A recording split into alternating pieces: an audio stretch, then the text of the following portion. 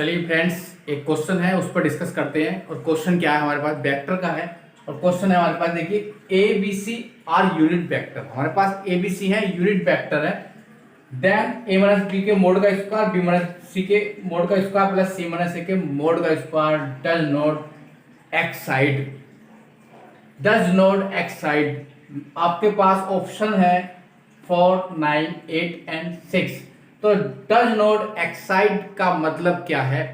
इसका सीधा सीधा मतलब है कि इस वेक्टर की यहां से यहां तक की वैल्यू डज नॉट एक्साइड का मतलब है इससे बड़ी नहीं हो सकती। इस not greater, not greater, not greater, not greater, इससे बड़ी नहीं हो सकती। या कह सकते हैं कि इतने वेक्टर की वैल्यू लेस एंड इक्वल होगी इससे, मतलब या तो इक्वल होगी या लेस होगी इस वेक्टर की वैल्यू।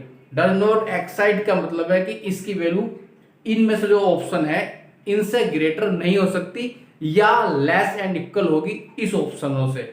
मतलब या तो ऑप्शन में इसके इक्वल होगी किसी के या इससे छोटी होगी, इससे बड़ी नहीं हो सकती। इसका सीधा सीधा मीनिंग है। सीधे सीधे क्वेश्चन पर अगर बात करेंगे तो हमारा क्वेश्चन क्या कहता है, देखिए ए माइनस बी वेक्टर का square, B minus C vector का स्क्वायर, सी माइनस ए वेक्टर का स्क्वायर। ऐसा करो, सीधा सीधा समीकरण लगाते हैं और ए माइनस बी वेक्टर का स्क्वायर लिख देते हैं और ओपन करते हैं इसके स्क्वायर को।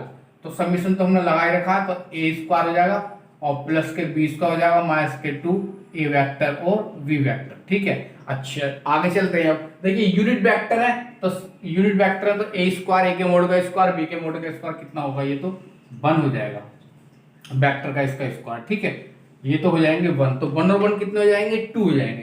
तो हमारे पास आ जाएगा समेशन, समेशन कितना आ जाएगा, 2 आ जाएगा।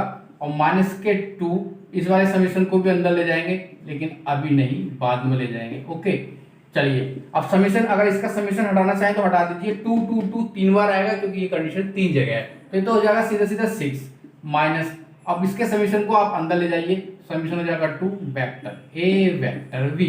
यहां तक भी ठीक है। अच्छा, ये हम जानते हैं कि कोई भी 3 वेक्टर है, ए प्लस बी प्लस सी, और हम अगर इसका स्क्वायर करते हैं तो ग्रेटर एंड इक्वल 0 आएगा पक्का, ये कंडीशन होती है। तो अगर इसे ओपन करेंगे तो वेक्टर ए का स्क्वायर, वेक्टर बी का स्क्वायर, वेक्टर सी का स्क्वायर, और तीनों वेक्टर हैं यूनिट वेक्टर, तो ए स्क्वायर बी स्क्वायर सी स्क्वायर की वैल्यू तो हो गई 3। ओके, और मल्टीप्लाई का ट्वाइस करेंगे तो 2 वेक्टर, वही आएगा vector A B B C C ए।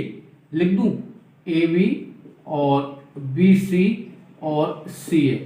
ठीक है, ग्रेटर इक्वल कितना होगा, 0। इसका भी समीशन लगा देंगे तो आ जाएगा 2 समीशन और vector A vector be greater equal 0।